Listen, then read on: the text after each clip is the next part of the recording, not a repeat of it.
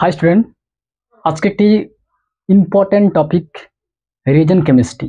এই reagent chemistry organic কেমিস্ট্রিতে অর্থাৎ কেমিস্ট্রিতে খুব গুরুত্বপূর্ণ একটি অধ্যায়।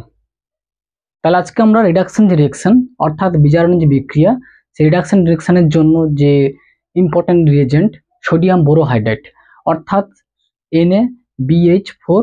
তাহলে সোডিয়াম বোরোহাইড্রেটের সঙ্গে যে সলভেন্ট হিসাবে আমরা এখানে ব্যবহার করব ইথানল এবং টেম্পারেচার 25°C। তাহলে এক্ষেত্রে কি ঘটে, একটা কিটো গ্রুপ রিডিউসড হবে এবং রিডিউসড হওয়ার ফলে সেক্ষেত্রে ফাইনালি ওই কিটো গ্রুপ অ্যালকোহলে পরিণত হবে। তাহলে দেখো এক্ষেত্রে যে রিডিউসিং যে এজেন্ট NaBH4 সেই সঙ্গে আমরা কি ব্যবহার করব EtOH এবং টেম্পারেচার 25°C। তাহলে এই রিয়েজেন্ট যদি আমরা ব্যবহার করি তাহলে এখানে যে সোডিয়াম বোরোহাইড্রেট, তাহলে বোরনের যে হাইব্রিডেশন কি sp3। তাহলে এক্ষেত্রে যদি আমরা একটা রিয়েজেন্ট একটি যদি রিয়েক্টেন্ট আমরা ধরি, এক্ষেত্রে আমরা রিয়েক্টেন্ট হিসাবে যদি আমরা একটি সাইক্লিক কম্পাউন্ড, সেক্ষেত্রে যদি একটি কিটো গ্রুপ থাকে এবং কিটো গ্রুপের সাপেক্ষে 2 নম্বর অর্থাৎ আলফা পজিশনে যদি একটি ডাবল বন্ড থাকে, অর্থাৎ আলফা বিটা আনস্যাচুরেটেড কিটোন একটি কম্পাউন্ড। এই সাইক্লিক কম্পাউন্ডে যদি আমরা এক্ষেত্রে সোডিয়াম বোরোহাইড্রেট এবং ইথানল এবং টেম্পারেচার যদি 25°C যদি ব্যবহার করি, তাহলে সেক্ষেত্রে প্রোডাক্ট কি উৎপন্ন হবে।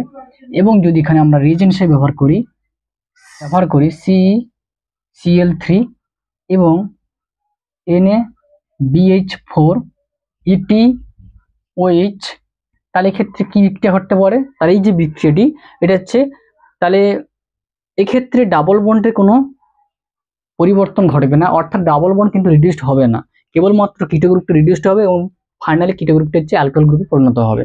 কিন্তু যদি আমরা এই CCl3 সিজিয়াম ট্রাইক্লোরাইড এটা যদি আমরা ব্যবহার না করি, তাহলে সেক্ষেত্রে কি হতে পারে না, ডাবল বন্ডের সঙ্গে সঙ্গে এই কিটো গ্রুপ উভয় কি হচ্ছে রিডিউসড হবে। তাহলে ডাবল বন্ড রিডিউসড হলে কি হবে, তাহলে আনস্যাচুরেট যে ডাবল বন্ড সেটা হচ্ছে কি স্যাচুরেটেড বন্ডে পরিণত হবে, অর্থাৎ সিগমা বন্ডে পরিণত হবে।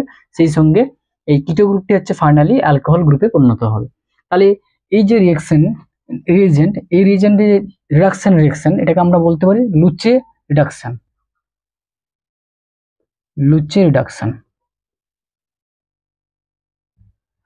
আর নর্মালি এটা বলতে পারি আমরা কি রিডাকশন রিঅ্যাকশন। তাহলে এক্ষেত্রে ফাইনালি আমরা কি পাবো, সাইক্লিক গ্রুপ OH। কিন্তু যদি এই ক্ষেত্রে আমরা CCl3 যদি সঙ্গে যদি আমরা অ্যাড করি, তাহলে ফাইনালি কি পাবো, লুচে রিডাকশনের ফলে প্রোডাক্ট কি পাবো আমরা OH ডাবল বন্ড।